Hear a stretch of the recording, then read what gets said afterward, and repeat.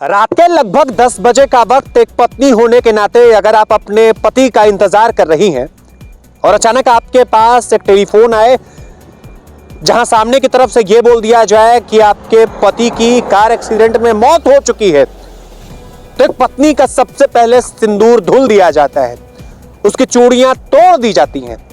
एक मां होने के नाते दोपहर के 2 बजे का वक्त है और आपका बेटा आजमगढ़ से जौनपुर की तरफ निकल रहा है और अचानक मां को यह फोन आए और सामने से कहा जाए कि आपके बेटे का एक्सीडेंट हो चुका है, आपका बेटा अब इस दुनिया में नहीं रहा, तो उस बूढ़ी मां के दिल पर क्या कुछ गुजरेगी। दोस्तों नमस्कार, मेरा नाम अर्जुन है और आप जुड़े हैं अपने चहेते स्वराज समाचार के साथ। रोड एक्सीडेंट से जुड़ी यह खास कवरेज करने के लिए स्वराज समाचार की टीम आज गौरा बादशाहपुर नगर पंचायत के लीलहा में मौजूद है और यह लीलहा वही है जो एक बाईपास के रूप में बिथार से निकल करके जाकर जिवली में मिला है। जिस जगह पर मैं खड़ा हूं यह वही जगह है, पीछे की तरफ आप वीडियो फ्रेम में देख सकते हैं कि यहां हर महीने 10, 20, 25, 50 की संख्या में लोगों की मौत हो जाती है। और लीलहा न सिर्फ ये रोड एक्सीडेंट के लिए आज बड़ा मशहूर है, बल्कि कुछ घटनाक्रम ऐसे हुए जिसकी चर्चा करना बड़ा जरूरी है।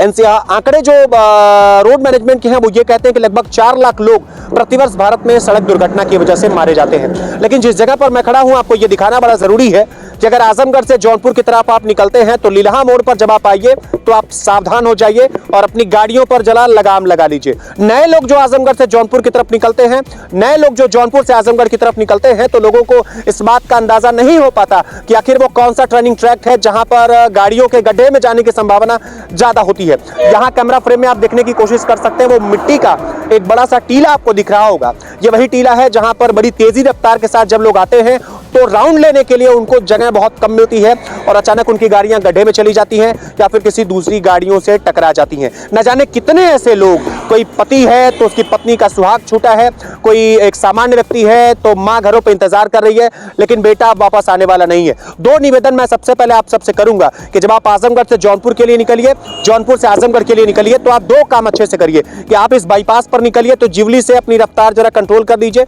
जब आप लीलहा पहुंचिए, जब आप इकरामगंज पहुंचिए, जब आप बिथार बाईपास पर पहुंचिए तो आप अपनी रफ्तार को कंट्रोल करके चलिए, वरना उम्मीदें लेकर के तो आप घर से निकलेंगे कि शाम तक हम अपने घर पे वापस चले आएंगे और आप अपने घर की तरफ वापस नहीं आएंगे। घरों के चूल्हे जलने बंद हो जाएंगे। एक पति होने के नाते आप पत्नी के बहुत बड़े हमसफर है, पूरा जीवन साथ रहना है, किसी के भाई हैं, किसी की कलाइयां आपका इंतजार कर रही हैं, लेकिन गाड़ियों की रफ्तार अगर नहीं थमेगी तो निश्चित तौर पर एक्सीडेंट लगातार होते रहेंगे। इसी जगह पर मैं खड़ा हूं जहां पर रोजाना बहुत सारे एक्सीडेंट गौरा बादशाहपुर बाईपास पर होते रहते हैं। गाड़ियों की रफ्तार देख करके आप इस बात का स्वतः अंदाजा लगा सकते हैं कि गाड़ियां कितनी तेज रफ्तार में चल रही हैं, जरा से भी इसकी अंकुश नहीं है। न मालूम क्यों रंबल स्ट्रिप नहीं लगाई गई है, न मालूम क्यों ऐसे इंडिकेशन नहीं लगाए गए हैं जहां से यह पता चल सके कि यह दुर्घटना बाहुल्य क्षेत्र है। बहुत सारी घटनाएं होती रहती हैं। खुद को सुरक्षित रखना है तो हेलमेट लगा करके चलिए, खुद को सुरक्षित रखना है तो सीट बेल्ट लगा करके चलिए और खुद को सुरक्षित रखना है तो गाड़ियों पे कंट्रोल करने के साथ साथ आप शराब पी करके गाड़ियां न चले चाहिए। ये पूरी की पूरी कवरेज हमने आपको दिखाई गौरा बादशाहपुर